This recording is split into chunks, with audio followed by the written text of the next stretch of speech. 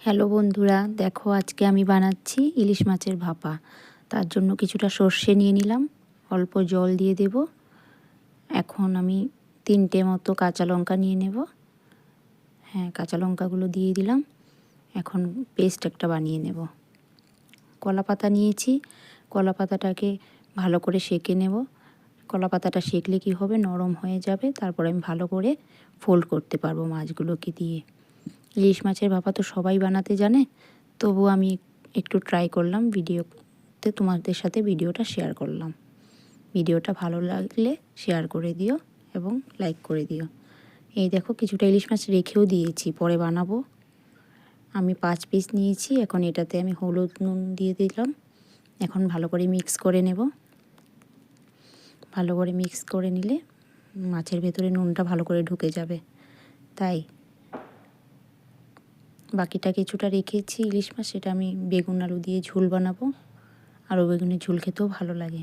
এখন সর্ষের পেস্টটা এটাতে দিয়ে দিলাম, দিয়ে মিক্স করে নেব। কিছুটা সর্ষের তেলও দিতে হবে, তাহলে ফ্লেভারটা ভালো আসবে, সর্ষের ফ্লেভারটা। টমেটো কুচি দিয়ে দিলাম। এখন মিক্স করে নেব।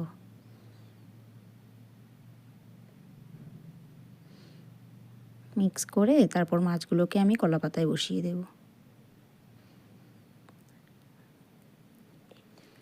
এখন এই যে কলা পাতাটাকে নিলাম, নিয়ে এখন এক এক করে মাছের পিসগুলো কলা পাতাতে বসিয়ে দেব।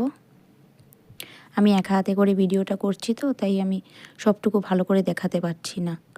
তবু আমার ইচ্ছে হয়, শখ হয় যে দেখাবো, ভিডিও করব, সবাই করে আমিও করব, তাই করছি।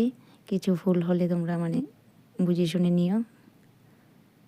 এখন মাছগুলোকে বসিয়ে দিলাম। মাছগুলোকে এখন কড়াই চাপা দিয়ে দেব।